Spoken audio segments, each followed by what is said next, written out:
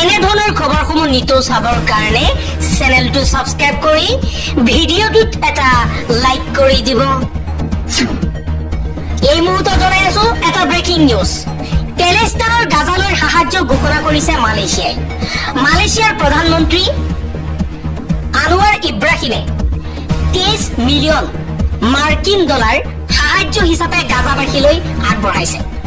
ভাৰতীয় টকাত 200 কোটি 77 লাখ টকা সাহায্য হিচাপে গাজাবাসীলৈ আগবঢ়াইছে মালয়েছিয়াৰ প্ৰধানমন্ত্ৰীয়ে। পৰৱৰ্তী খবৰ, দিয়া নহব প্ৰধানমন্ত্ৰী নৰেন্দ্ৰ মোদীৰ স্নাতক ডিগ্ৰীৰ তথ্য। প্ৰধানমন্ত্ৰীৰ ডিগ্ৰীৰ তথ্য ৰাজহুৱা কৰিবলৈ কেন্দ্ৰীয় তথ্য আয়োগে দিয়া নিৰ্দেশনা খাৰিজ কৰিলে দিল্লী উচ্চ ন্যায়ালয়ে। দিল্লী উচ্চ ন্যায়ালয়ে কৈছে প্ৰধানমন্ত্ৰী নৰেন্দ্ৰ মোদীৰ স্নাতক ডিগ্ৰীৰ তথ্য চাব নোৱাৰিব। আন এটা খবৰ, ছৈয়দা হামিদৰ মন্তব্যক লৈ সমগ্ৰ ৰাজ্যত এক উত্তাল প্ৰতিবাদ। ছৈয়দা হামিদৰ বিতৰ্কিত মন্তব্য সন্দৰ্ভত সভাৰ আয়োজক অজিত কুমাৰ ভূঞা আৰু পৰেশ মালাকাৰে স্পষ্টীকৰণ কৰিছে। তেওঁ কৈছে যে সভাত একাংশ বাতৰি কাকতে প্ৰকাশ কৰা ধৰণৰ কোনো বিতৰ্কিত মন্তব্য হামিদাই কৰা নাছিল। সভাৰ শেষত সাংবাদিকৰ আগত কি প্ৰসংগত তেওঁ কি কৈছিল সেইটো তেওঁৰ ব্যক্তিগত মতামত। তাৰ লগতে অসম নাগৰিক সন্মিলনৰ কোনো সম্পৰ্ক নাই। বিদেশী নাগৰিকৰ প্ৰশ্নত আমাৰ মতামত স্পষ্ট। এই ক্ষেত্ৰত অসম চুক্তি আমাৰ কাৰণে শিলৰ ৰেখা। অজিত কুমাৰ আৰু পৰেশ মালাকাৰে কৈছে, আমি 1971 চনৰ 25 মাৰ্চৰ পিছত অহা হিন্দু মুছলিম নিৰ্বিশেষে সকলো বিদেশীক অসমৰ পৰা আইনী প্ৰক্ৰিয়াৰ যোগেদি বহিষ্কাৰ কৰাটো বিচাৰো। আমাৰ স্পষ্ট মত, অসম চুক্তিৰ 6 নম্বৰ দফা কাৰ্যকৰীকৰণৰ বাবে গঠন কৰি দিয়া কমিটিৰ প্ৰতিবেদন চৰকাৰে শীঘ্ৰেই কাৰ্যকৰী কৰক। পৰৱৰ্তী খবৰ, নীল আমষ্ট্ৰং নহয়, হনুমানহে আছিল প্ৰথম মহাকাশচাৰী। শিক্ষাৰ্থীৰ আগত এই দাবী বিজেপিৰ সাংসদ অনুৰাগ ঠাকুৰৰ। আন এটা খবৰ, অসম বাংলাদেশীৰ চৰণীয়া পথাৰ নহয়। বাংলাদেশীৰ ভয়াৱহ ব্লু প্ৰিণ্টক লৈ নাগৰিক সমাজ উদ্বিগ্ন নহয়। ছৈয়দা হামিদৰ বিতৰ্কিত মন্তব্যক লৈ প্ৰতিক্ৰিয়া ৰাজ্যিক বিজেপিৰ সভাপতি দিলীপ শইকীয়াৰ। দিলীপ শইকীয়াই কৈছে, এইখন অসম বাংলাদেশীৰ চৰণীয়া পথাৰ নহয়। পৰৱৰ্তী খবৰ, ভাৰতৰ একাংশ মুছলমানে পাকিস্তান আৰু বাংলাদেশৰ হৈ কাম কৰি আছে। তেওঁলোকৰ উদ্দেশ্য অসম তথা ভাৰতক ইছলামিক ৰাষ্ট্ৰলৈ ৰূপান্তৰ কৰা। অসমলৈ আহি ছৈয়দা হামিদে যি মন্তব্য কৰিছে সেয়া তাৰেই প্ৰমাণ। অসমৰ আভ্যন্তৰীণ বিষয়ত মাত মতাৰ অধিকাৰ তেওঁলোকৰ ক'ত আছে। পৰৱৰ্তী খবৰ, সংসদত উন্মোচিত অসমৰ স্বাস্থ্য খণ্ডৰ পৰিলগা স্বৰূপ। পুষ্টিহীনতাত আক্ৰান্ত ৰাজ্যৰ 42.94% শিশু। পুষ্টিহীনতাত ভোগা শিশুৰ ক্ষেত্ৰত দেশৰ ভিতৰত 4ৰ্থ স্থানত আছে অসম। পৰৱৰ্তী খবৰ, মুখ্যমন্ত্ৰী হিমন্ত বিশ্ব শৰ্মাৰ ডাঙৰ ঘোষণা, উচ্ছেদিত লোকৰ নাম থাকিব নোৱাৰে ভোটাৰ তালিকাত। মুখ্যমন্ত্ৰী হিমন্ত বিশ্ব শৰ্মাই দেওবাৰে ঘোষণা কৰিছে, বেদখল কৰা ভূমিৰ পৰা উচ্ছেদ কৰা লোকৰ নাম সেই অঞ্চলসমূহৰ ভোটাৰ তালিকাৰ পৰা আঁতৰাই দিয়া হ'ব। তিনিচুকীয়া জিলাৰ মাৰ্ঘেৰিটা চহৰত সাংবাদিকৰ সৈতে হোৱা কথা বতৰাত তেওঁ এই মন্তব্য কৰে। অনুপ্ৰৱেশকাৰীসকলক ঘূৰাই আহি পুনৰ মাটি দখল কৰাত বাধা দিয়াৰ লক্ষ্যৰে এই ব্যৱস্থা গ্ৰহণ কৰা বুলি ব্যাখ্যা কৰিছে শৰ্মাই। তেওঁ লগতে কয়, জনগাঁথনিগত পৰিৱৰ্তনৰ পৰা নিম্ন আৰু মধ্য অসমক ৰক্ষা কৰাত বিগত প্ৰজন্ম ব্যৰ্থ হৈছিল আৰু এতিয়া উজনি অসম আৰু উত্তৰ অসমক বচাবলৈ গুৰুত্ব দিব লাগিব।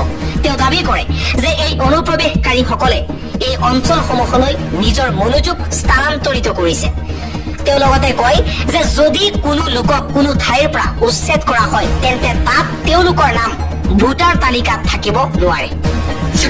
খবৰ, মুখ্যমন্ত্ৰী হিমন্ত বিশ্ব শৰ্মাক অপমান কৰা নাই মাদানীয়ে, এয়া দেশৰ নাগৰিকক কৰা অত্যাচাৰৰ প্ৰতিবাদহে। আৰু এইবাৰ জমিয়ত উলেমা ই হিন্দ আৰু আৰছাদ মাদানী বিতৰ্কক লৈ প্ৰতিক্ৰিয়া প্ৰকাশ কৰিছে বিধায়ক নুৰুল হুদাই। অসমৰ মুখ্যমন্ত্ৰীক অপমান কৰা নাই জমিয়তৰ মেহমুদ মাদানীয়ে, ভাৰতীয় নাগৰিকৰ ওপৰত হোৱা অন্যায় অত্যাচাৰৰ প্ৰতিবাদহে কৰিছে। অসমৰ ভূমিৰ পৰা ভাৰতীয় নাগৰিকক উচ্ছেদ কৰিলে প্ৰতিবাদ হ'বই। মুখ্যমন্ত্ৰীৰ বিৰুদ্ধে প্ৰতিবাদ কৰি মাদানীয়ে কোনো অন্যায় কৰা নাই বুলি মন্তব্য বিধায়কগৰাকীৰ। দেশৰ নাগৰিকক অন্যায় অত্যাচাৰ কৰাটো বেয়া পাইছে মাদানীয়ে। কেৱল মাদানীয়েই নহয়, ভাৰতীয় নাগৰিকক অত্যাচাৰ কৰাটো আমিও বেয়া পাইছো। অসমৰ মুখ্যমন্ত্ৰীক লৈ কৰা মাদানীৰ মন্তব্যক সমৰ্থন কংগ্ৰেছ বিধায়ক নুৰুল হুদাৰ। আন এটা গুৰুত্বপূৰ্ণ খবৰ, মই যিদিনাখনৰ পৰা মুখ্যমন্ত্ৰী হৈছো বিটিচিত এটাও গুলীকাণ্ডৰ ঘটনা হোৱা নাই। বিটিচিত নিৰ্বাচনী প্ৰচাৰ চলাই এই মন্তব্য কৰিছে অসমৰ মুখ্যমন্ত্ৰী ডক্টৰ হিমন্ত বিশ্ব শৰ্মাই। মোক প্ৰধানমন্ত্ৰী ডাঙৰীয়াই মুখ্যমন্ত্ৰী হলে শান্তি ঘূৰাই অনাৰ দায়িত্ব দিছিল। ৪,০০০ লোকৰ বিটিচিত আন্দোলনত মৃত্যু হৈছিল।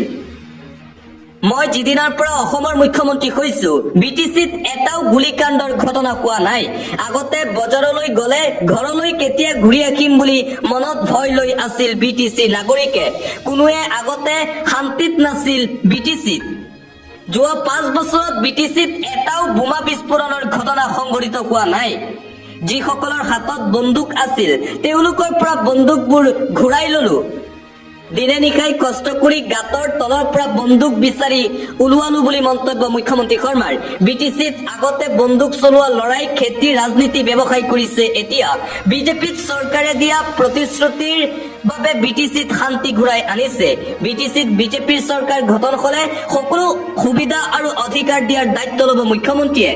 আৰু এইদৰে বিটিচি নিৰ্বাচনী প্ৰচাৰ সভাত মন্তব্য কৰিছে মুখ্যমন্ত্ৰী ডক্টৰ হিমন্ত বিশ্ব শৰ্মাই। দিবলৈ আন এটা অতিকৈ গুৰুত্বপূৰ্ণ খবৰ, প্ৰসংগ শিক্ষক নিযুক্তি কেলেংকাৰী খেদি খেদি গ্ৰেপ্তাৰ কৰা হৈছে।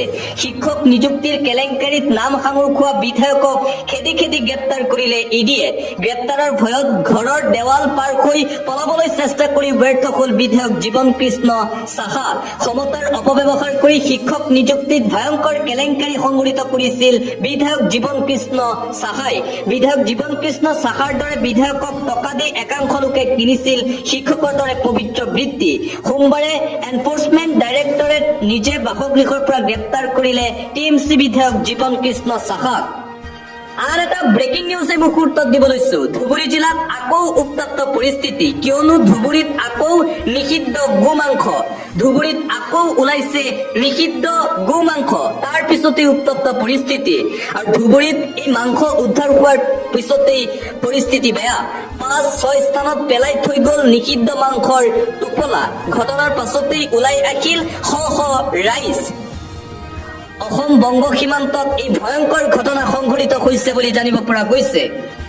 দিবলৈ আন এটা অতিকৈ গুৰুত্বপূৰ্ণ খবৰ, এটা জৰুৰী খবৰ, ভোটাৰ তালিকাৰ পৰা নাম কটা যাব উচ্ছেদিত ৰাইজৰ। আৰম্ভ হৈ গল বৃহৎ প্ৰক্ৰিয়া। ইতিমধ্যে আৰম্ভ হৈ গৈছে ভোট কৰ্তন কৰাৰ প্ৰক্ৰিয়া। উচ্ছেদ চলা অঞ্চলৰ ভোটাৰ তালিকাৰ পৰা নাম কটা যাব উচ্ছেদিত ৰাইজৰ। ডাঙৰ এলান মুখ্যমন্ত্ৰী ডক্টৰ হিমন্ত বিশ্ব শৰ্মাৰ। ইতিমধ্যে আৰম্ভ হৈ গৈছে সেই প্ৰক্ৰিয়া।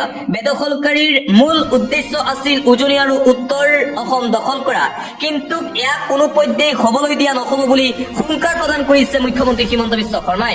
আমাৰ উচ্ছেদ অভিযান নিৰন্তৰে চলি থাকিব বুলি ঘোষণা মুখ্যমন্ত্ৰী শৰ্মাৰ।